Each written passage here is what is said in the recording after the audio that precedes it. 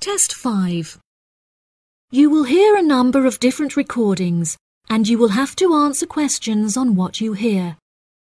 There will be time for you to read the instructions and questions, and you will have a chance to check your work. All the recordings will be played once only. The test is in 4 sections. At the end of the test, you will be given 10 minutes to transfer your answers to an answer sheet. Now turn to Section 1. Section 1. You will hear a man phoning to complain about a flight. First, you have some time to look at questions 1 to 3.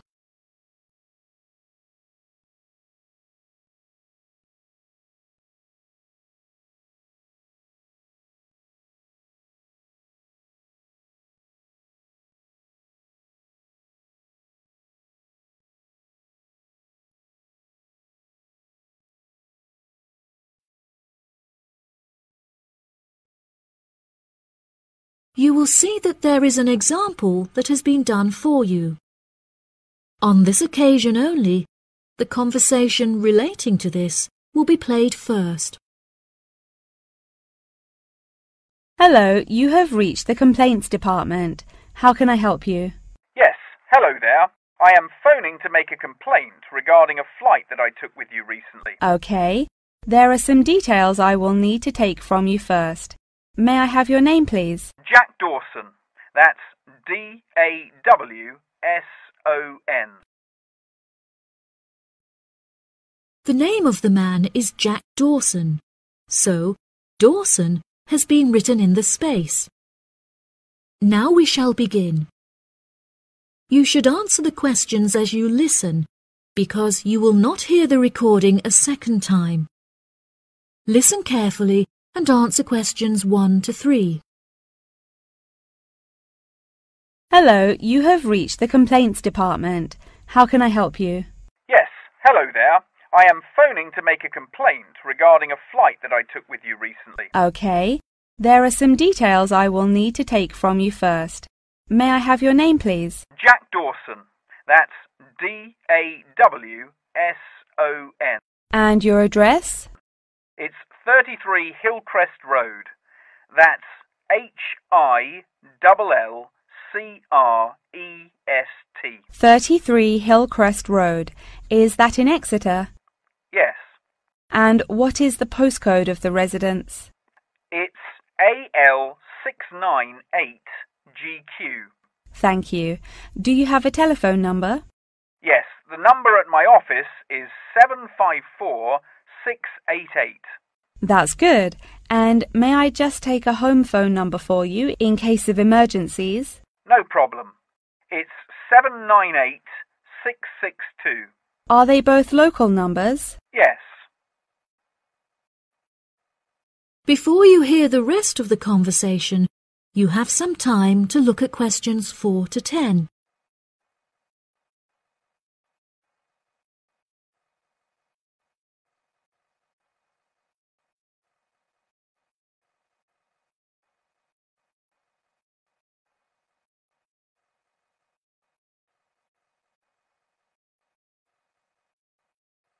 Now listen and answer questions 4 to 10. Okay, great. Thank you for your patience. Now, what is the nature of your complaint? I'm phoning to complain about a flight I took recently. I always take certain measures to ensure that I will be comfortable. For example, I always pay the additional cost for extra legroom, and I always arrive punctually for the flight to make sure that I'm seated beneath an air conditioner. Unfortunately, I was disappointed to find that the air conditioning on the plane was broken, so I spent the entire flight in discomfort as it was too hot and the air was stuffy. I see. I do apologize for this fault with the air conditioning. Now, while I have you on the phone, would you mind answering a short questionnaire regarding your recent flight? Sure. Okay, let's get started. What did you think of the food that was served to you during the flight? I thought that it was inexpensive and quite delicious. However, I was still very hungry afterwards, as it was a very small portion and more of a snack. Providing a snack for lunch is not reasonable. Okay, I have noted that down. What was your opinion of the quality of service that you received from our staff on board? The staff was very helpful, but each time I pressed the button to request service, it took a long time for a staff member to arrive. I found this frustrating, as there just weren't enough staff on board the flight to be able to serve all the customers. Okay, that's great. Thank you very much for answering those questions. Are there any other parts of your travel experience that you would like to comment on? Yep. The process of moving through security was very quick and helped to make my travel experience stress-free. Okay. Do you have any extra comments on the services you received during the flight? Yes, I thought that the seats were very uncomfortable and looked very old. They were also in need of repair, as the recline feature on my chair was broken, so I could not go to sleep for the whole flight. Luckily, the entertainment facilities were very good, so I was able to distract myself by watching movies. Thank you so much for taking the time to answer all of my questions. We would like to offer you some gifts as a goodwill gesture, with a 20% discount on the cost of your hotel stay. We also appreciate that international calls to your home country can be expensive, and we are sure that you would like to keep your family updated on your travels. So please accept a phone card which has a credit of £20. Oh, that's really great. Thank you so much for the gifts. No problem. We look forward to having you travel with us again soon. Have a fantastic vacation. Thanks. Bye. That is the end of section 1. You now have half a minute to check your answers.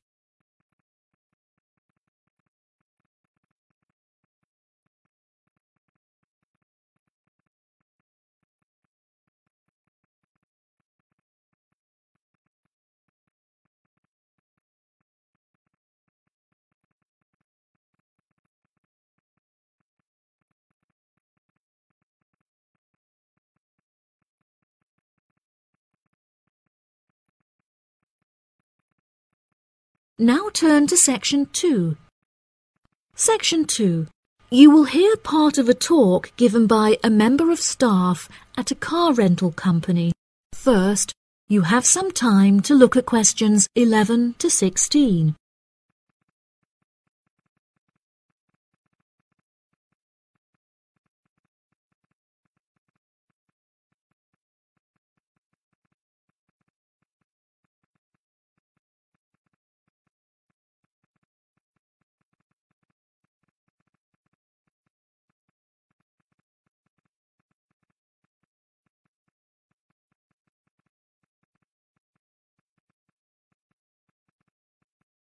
Now listen carefully and answer questions 11 to 16.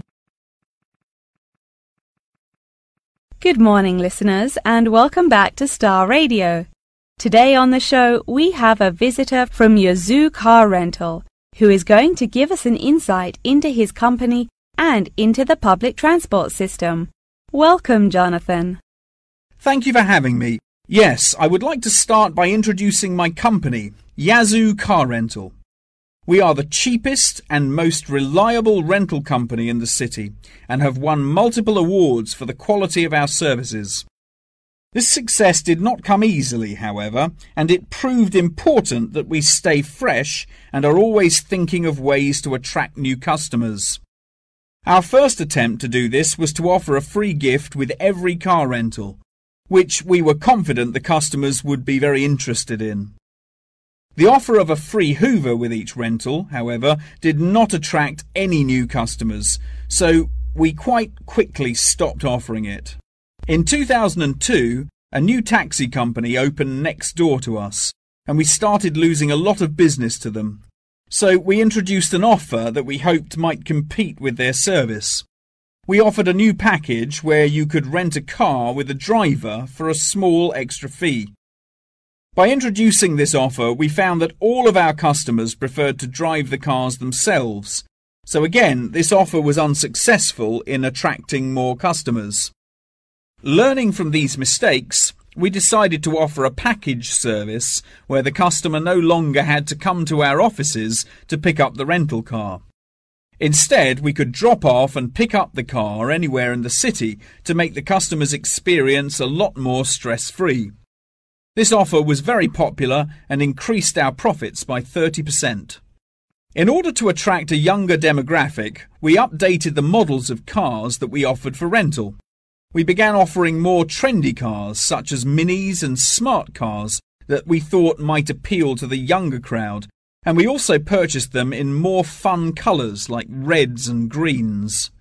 This offer attracted some new customers of a younger age group, however not as many as we hoped. Next, I decided to offer our services at a discounted price on our website where it could be seen by thousands of people. I thought that this could be a great way to attract a number of new customers who would never have heard of us before, and it worked fantastically well. Following the success of the discount offer, we had so many customers that it became necessary to open a new branch of the company in the centre of the city. The cost of renting offices in the city centre was very high, so we hoped that our profits would justify this expensive decision. We made enough profit to keep our city centre offices open, but we had hoped for a greater increase in customer numbers. Before you hear the rest of the talk, you have some time to look at questions 17 to 20.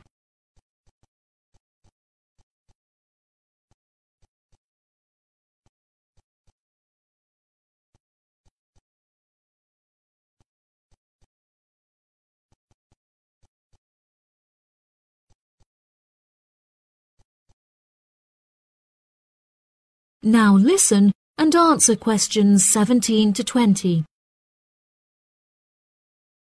Now for the second part of my talk, which is on the topic of public transport. There are many benefits to public transport. For example, the recent introduction of bus lanes has meant that buses are now unaffected by traffic jams and are able to stay on schedule. Unfortunately, as fewer and fewer people are taking the bus nowadays, the service has become quite inefficient. This reduction in passengers may be due to the stories in the newspaper about the dangers posed to pedestrian safety by the buses. However, this is largely untrue, as buses are responsible for far less pedestrian-related accidents than cars. I use the bus service often, as car petrol is so expensive nowadays that the bus is far more affordable.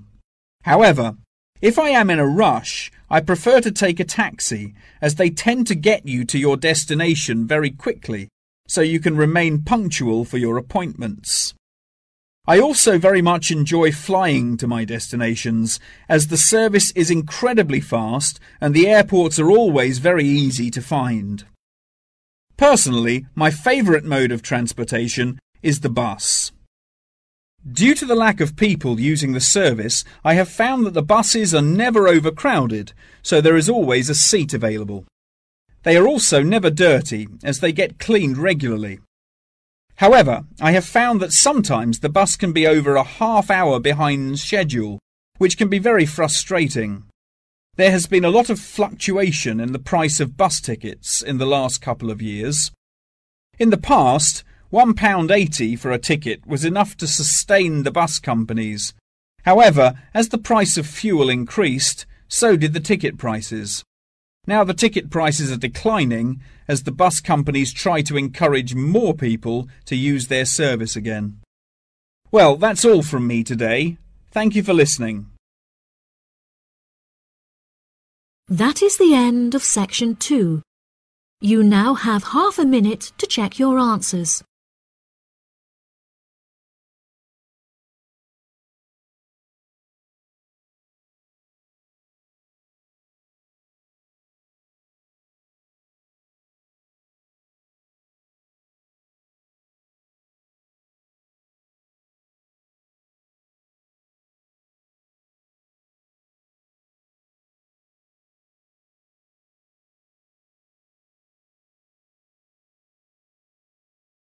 Now turn to section 3.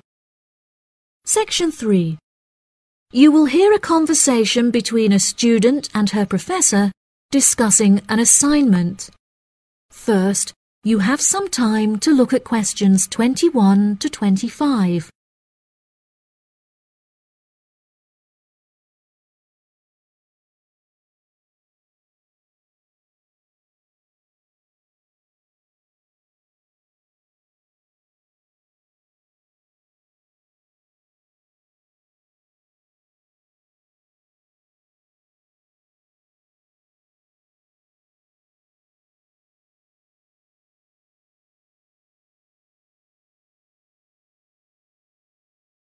Now listen carefully and answer questions 21 to 25.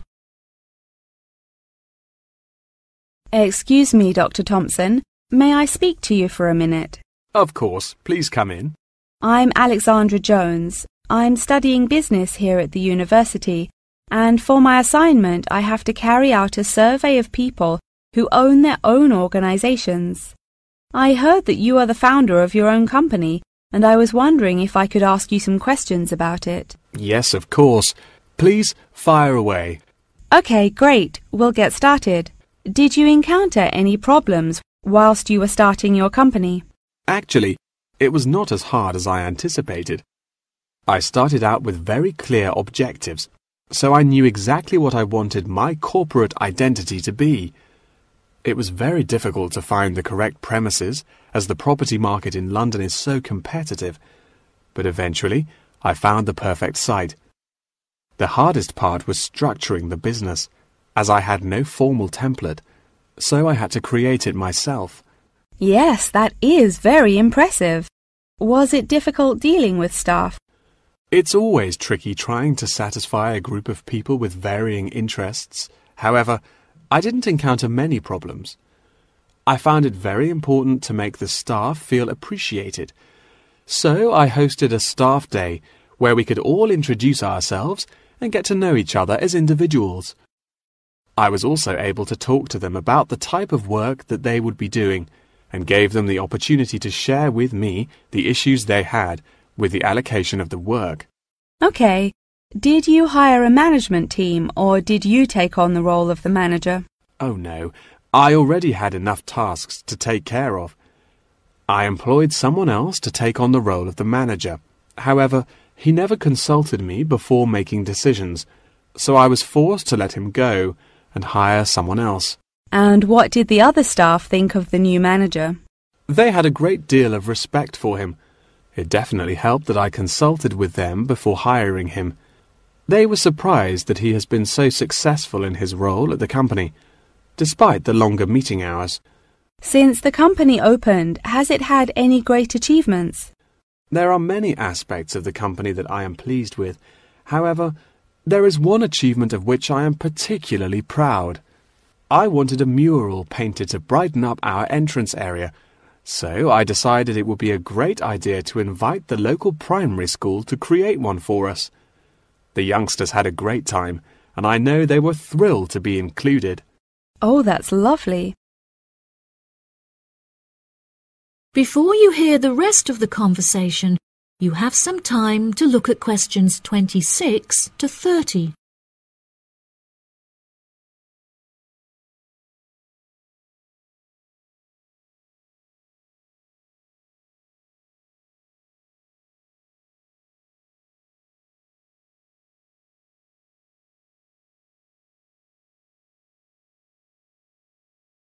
Now listen and answer questions 26 to 30. Have you encountered any major problems since you opened the company? Yes, we are always encountering issues with employment because it is very hard to find people who are qualified for the roles that we are offering. But unfortunately, there is no solution to this. One of our administrators also recently left to go on maternity leave, which put us in a tricky situation. However, we have managed to find a temporary replacement for her. It's also now approaching the period when we must carry out our financial training, so I need to find a venue with enough space to hold everyone. It will be interesting trying to organize that event. Oh gosh, I can imagine. I find it hard enough to organize myself. Organisation is a difficult thing to master, but it is also essential for success. Whilst I was learning how to stay organised, I realised that the role of motivation is essential. Okay, that's great. I also suggest that you visit the library, as there is a section on culture that will have some very valuable material on how to develop your organisation skills. Okay, I'll head to the library when we're finished. I think you will find it very useful. They also have a collection of documentaries on the subject of personal organisation, and I suggest that you look up the literature on management of change. I personally found these sources incredibly useful. Articles are also a valuable resource, and we have a whole collection of them in our university library. I advise that you look at Section 2, where you will find articles on the nature of volunteering. That's great. Thank you so much for your help. No problem. That is the end of Section 3. You now have half a minute to check your answers.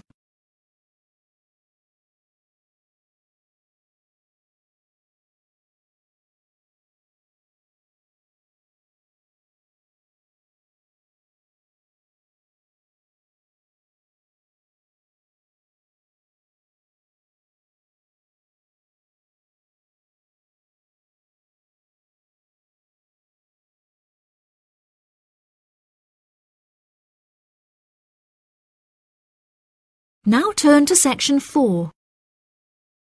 Section 4. You will hear a talk on the research of architecture. First, you have some time to look at questions 31 to 40.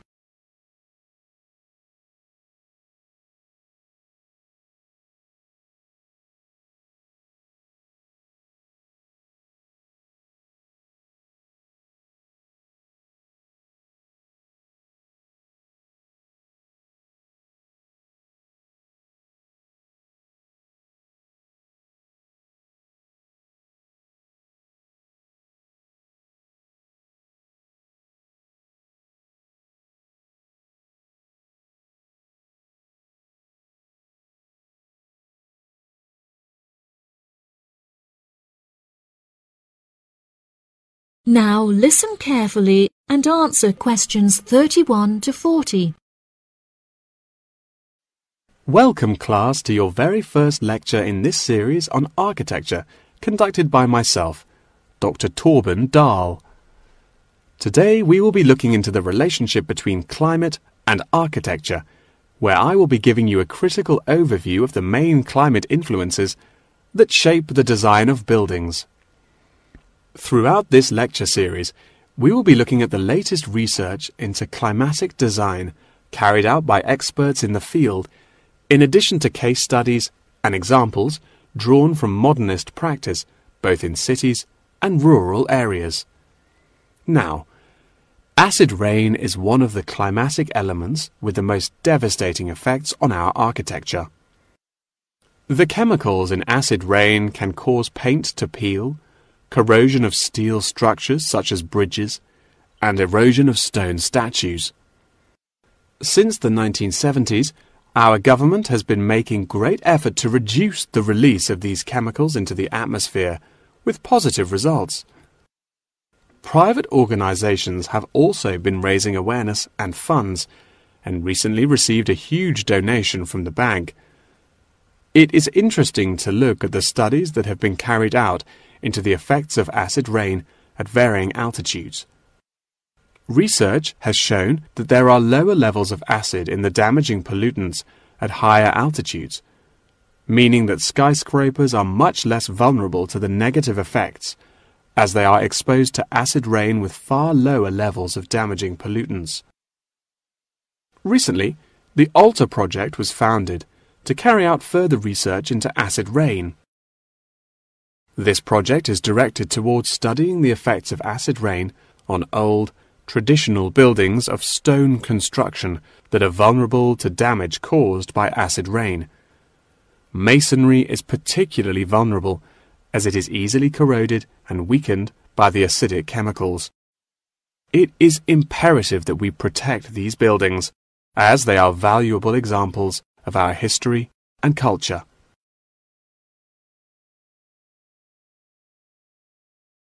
Pollution is one of the main sources of concern in the present day.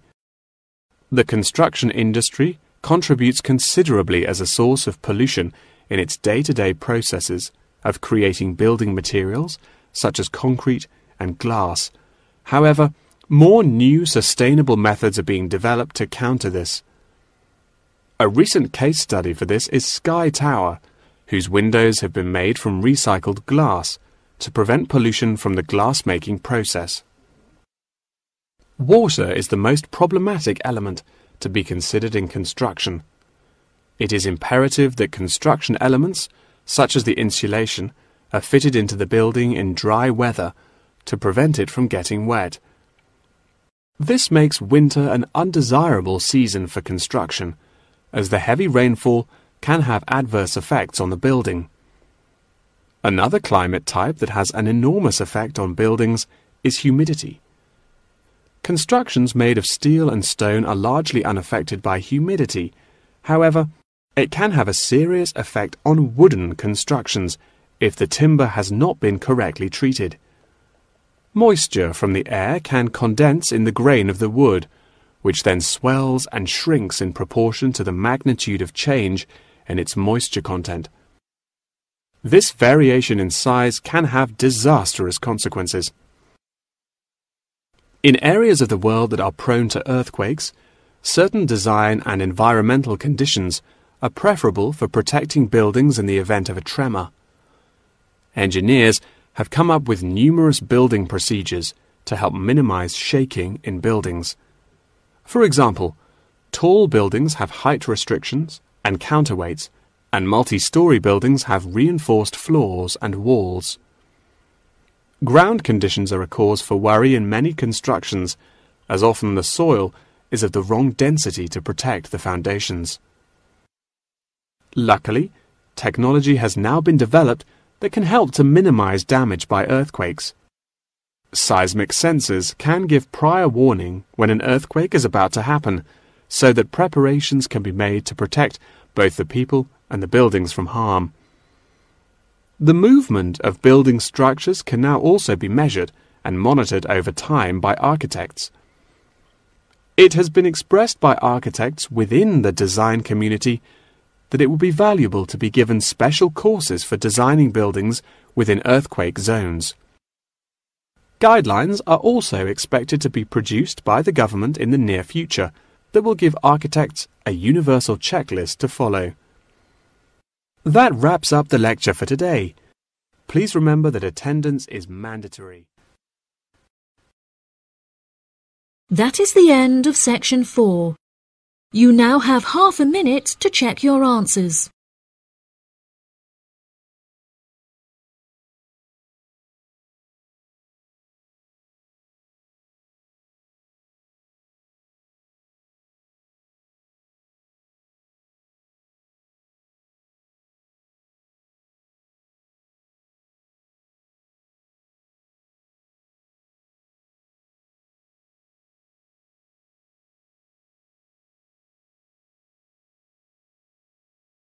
That is the end of the listening test. In the IELTS test, you will now have 10 minutes to transfer your answers to the answer sheet.